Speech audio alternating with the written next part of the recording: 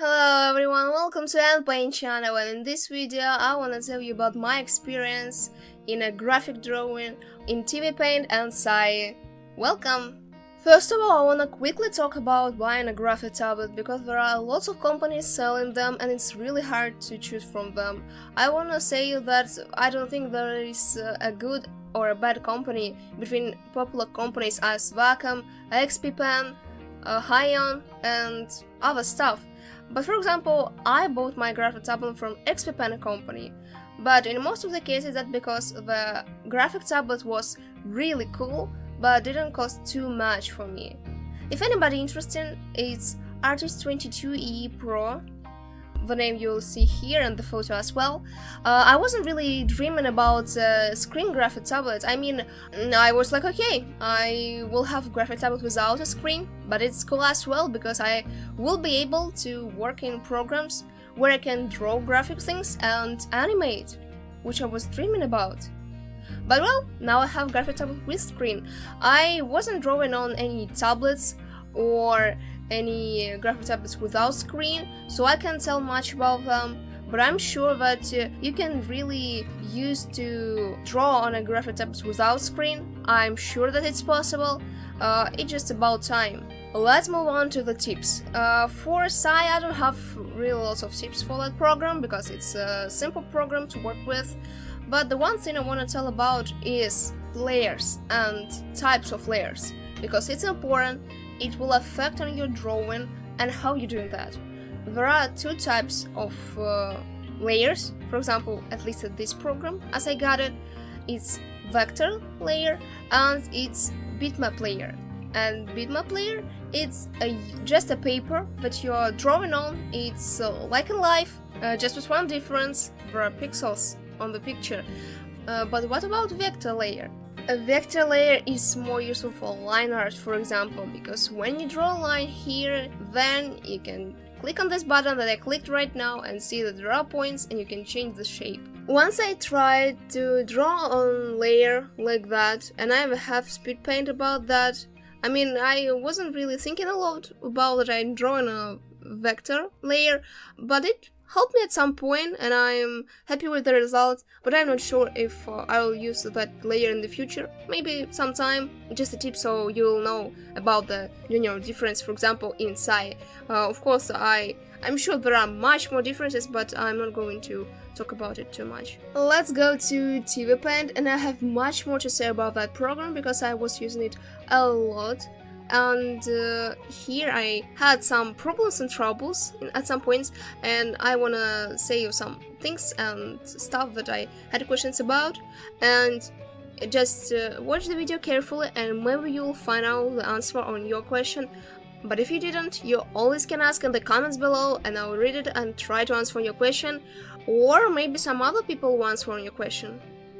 First of all, the simplest is about this zoom button. You can find it on the left corner, and if you click on it and go right with your mouse or your pen, or go left with your mouse or your pen, you can see all the frames closer and farther from yourself.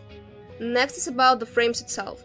Here I want to show you how my frames in the 34th part in the map animation looked like.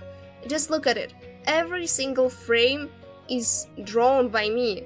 It was my first animation experience, and I was like, okay, 2D animation, it's a classic animation, and we draw it by hand, of course, and we should draw every single frame, right? Right? Well, it's not right. I mean, I did that, and it really looks well. I mean, that's okay, really, but like, I've spent so much time drawing every single frame, it didn't make any sense. It doesn't make any sense, because here you can see the animation that I'm working right now, and here I'm not making the same mistake once again, because I still have the motion. You still can see that there is a motion.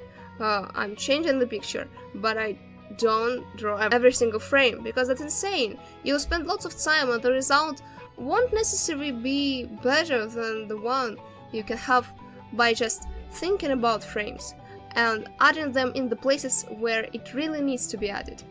The one more tip that I want to say about that theme is that when you have an action that you want to animate, just think about that action carefully, because if it's a fast action, of course you don't have to put lots of frames. Or, for example, you can see in the fast and in the slow action, I have nearly the same amount of frames. But what's the point? Where it's fast, my picture changes quickly, and it's really fast in the end. But where it's slowly, at some point here you can see she changed. She was like that, and then she bumps, and she changed. And since then, she's changing carefully, because she's hugging him, she's doing it slowly. And we can see that here. And it feels like that. And I know it's still not perfect, really, but still it's something that I've learned while I was doing some animation stuff. And I hope that you'll do that too. You'll try to do that way too. One more important thing I want to say about is that when you finish your animation and you want to save it, I had a trouble when I was saving my You Will Always Be Understood animation that you can see on my channel as well, of course. You press the button Export to and go to the export panel, and here you can see, for example, animation, QuickTime format, project, okay. But when I saved my animation, I wasn't able to see some parts of it. I mean, it saved only one part, but not another, and I was confused by that. I wasn't able to find answer anywhere, and I was a little bit worried about that, because that was animation for my competition. However, in the end, I understood that, do you see this background thing? Yeah, you see, and there is a tick, and now there is a tick, but this time there wasn't a tick. And because of that, the program saved only the topest layer of my animation and didn't do it with layers below. And that's why only some part of my animation saved. And since then, I know about that, and of course put background tick every single time. And the last but not the least important thing I want to say is that always save your project. Always click this file button and then click save project, because only that way you will be sure that your project isn't safe, that you'll see it again and there will be no surprises at all. For me now it's just a habit. Well, I guess that's all for today. It wasn't really a tutorial about TvPaint or SAI.